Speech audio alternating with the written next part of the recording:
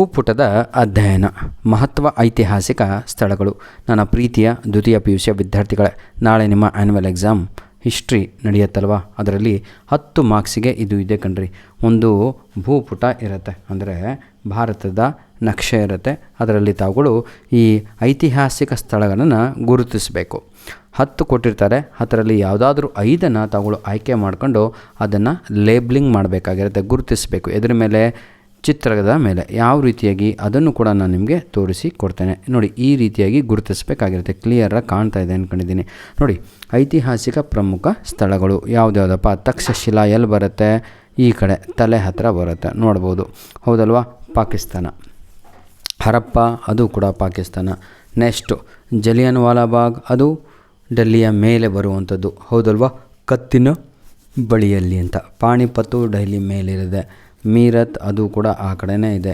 ದೆಹಲಿ ಕೆಳಗಡೆ ಆಗ್ರಾ ಬರುತ್ತೆ. ನೇಪಾಳ ಈ ಕಡೆ ರೈಟ್ ಸೈಡಿಗೆ ಬರುವಂಥದ್ದು, ಪಾಟಲಿಪುತ್ರ. ನೆಕ್ಸ್ಟು ಈ ಕಡೆ ಕೈ ಹತ್ರ ರೈಟ್ ಸೈಡಲ್ಲಿ ಬಾಂಗ್ಲಾದೇಶ ಬರುತ್ತೆ, ಕೆಳಗಡೆ ಕಲ್ಕತ್ತಾ ಬರುತ್ತೆ. ಮಯನ್ಮಾರ್ ಈ ಕಡೆ ಹೋಗುತ್ತೆ. ನೆಕ್ಸ್ಟು ಈ ಕಡೆ ನಮ್ಮ ಬಾಂಬೆ ಮೇಲೆ ಒಂದೇ ಸಿಂಗಲ್ ಲೈನಲ್ಲಿ ದಂಡಿ, ಬಾಂಬೆ, ಹೌದಲ್ವ? ಆ ಕಡೆ ಹೊರಗಡೆ ಅರಬ್ಬಿ ಸಮುದ್ರ, ಒಳಗಡೆ ಬರೋದಾದರೆ ದೇವಗಿರಿ, ಬೀದರು, ಬಿಜಾಪುರ, ಬಾದಾಮಿ, ಹಂಪಿ, ಕಂಚಿ, ಹಳೆಬೀಡು, ಶ್ರೀರಂಗಪಟ್ಟಣ, ಪಾಂಡಿಚೇರಿ, ಬಂಗಾಳ ಕೊಲ್ಲಿ ಈ ಕಡೆ ನೀರು. ನೋಡಿ ವಿದ್ಯಾರ್ಥಿಗಳೇ, ಇವೆಲ್ಲವೂ ಕೂಡ ಈ ರೀತಿಯಾಗಿ ಗುರುತಿಸ್ಬಿಟ್ಟು ಪ್ರತಿಯೊಂದು, ಸಪೋಸ್ ಈಗ ನೀವು ಗುರುತಿಸಿರುವಂಥದ್ದು ಇಮ್ಯಾಜಿನ್ ಮಾಡ್ಕೊಳ್ಳಿ, ಹರಪ್ಪ ಅಂತ ಅಂದ್ಕೊಳ್ಳಿ. ಹರಪ್ಪವನ್ನು ಗುರುತಿಸಾದ್ಮೇಲೆ ಎಲ್ಲ ಆದಮೇಲೆ ಆ 5 ಏನು ತಾವುಗಳು ಪ್ರಮುಖ ಸ್ಥಳಗಳನ್ನು ತೆಗೆದು ಆಯ್ಕೆ ಮಾಡ್ಕೊಂಡಿರೋ ಗುರುತನ್ನು ಮಾಡಲಿಕ್ಕೆ ಅದರ ಒಂದು ಡೆಫಿನಿಷನ್ನು 2 ವಾಕ್ಯಗಳಲ್ಲಿ 2 ಸೆಂಟೆನ್ಸನ್ನು ಬರೀಬೇಕು. ಅದ್ರ ಬಗ್ಗೆ ಒಂದು ಎಕ್ಸಾಂಪಲು ಹರಪ್ಪ ಅಂತ ಇದೆ. ಇದು ಸಿಂಧೂ ನಾಗರಿಕತೆಯ ಪ್ರಮುಖ ನಿವೇಶನಗಳಲ್ಲಿ ಒಂದಾಗಿದೆ.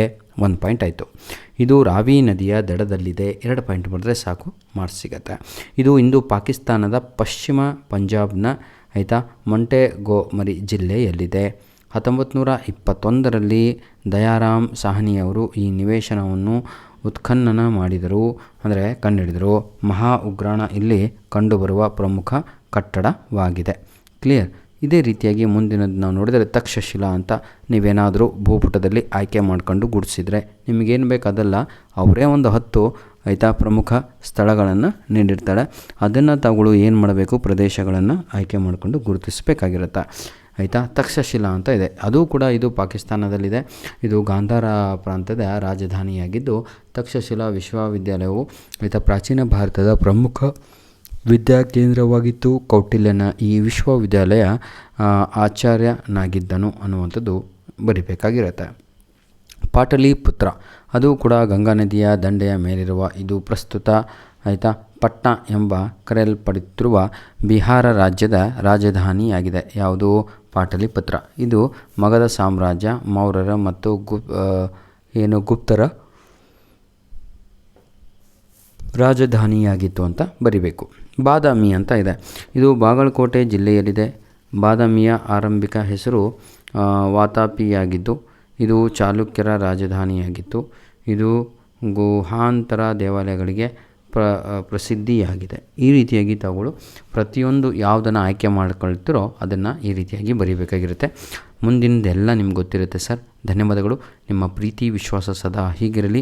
ಎಕ್ಸಾಮ್ ಚೆನ್ನಾಗಾಗಲಿ ಅಂತ ದೇವರಲ್ಲಿ ನಾನು ಕೇಳ್ಕೊಳ್ತೇನೆ. ನೋಡಿ, ಪ್ರತಿಯೊಂದು ವಿಡಿಯೋದ ಕೆಳಗಡೆ ನಿಮಗೆಲ್ಲರಿಗೂ ಕೂಡ ಮಾಡಲ್ ಕ್ವಶನ್ ಪೇಪರು ಹಾಗೂ ಅದರ 3 ಕೀ ಆನ್ಸರ್ಗಳನ್ನು ನೀಡ್ತಾ ಇದ್ದೇನೆ ಮಕ್ಕಳೇ. ರೀಸನ್ ಇಷ್ಟೇ, ಯಾಕೆ ಗೊತ್ತಾ? ನೀವು ಈಸಿಯಾಗಿ ಎಕ್ಸಾಮನ್ನು ಪಾಸಾಗಬೇಕು ಅಂದರೆ 3 ಮಾಡಲ್ ಕ್ವಶನ್ ಪೇಪರ್ ಸಾಕು. ಹೆಚ್ಚಿನ ಅಂಕ ಬೇಕು ಅಂದರೆ ಸ್ವಲ್ಪ prepared exam question paper refer ಮಾಡಬೇಕು. ಇನ್ನೂ ಹೆಚ್ಚಿನ ಅಂಕ ಬೇಕು ಅಂದರೆ ನಾನು ನೆನ್ನೆ ಅಪ್ಲೋಡ್ ಮಾಡಿದಂಥ 3 question paper with key answer upload ಮಾಡಿಕೊಟ್ಟಿದ್ದೇನೆ. 80 ಔಟ್ ಆಫ್ 80 ಅಂತೂ ಫಿಕ್ಸು. ಅಷ್ಟು ಮಾಡಿದವರಿಗೆ ಧನ್ಯವಾದಗಳು ವಿದ್ಯಾರ್ಥಿಗಳೇ. God bless you all.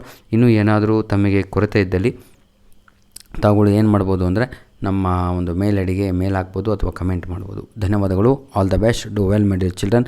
ಚೆನ್ನಾಗಿ ಬರೀತೀರಾ, ಟೆನ್ಷನ್ ತಗೋಬೇಡಿ, ಒಳ್ಳೆ ನಿದ್ದೆ ಮಾಡಿ.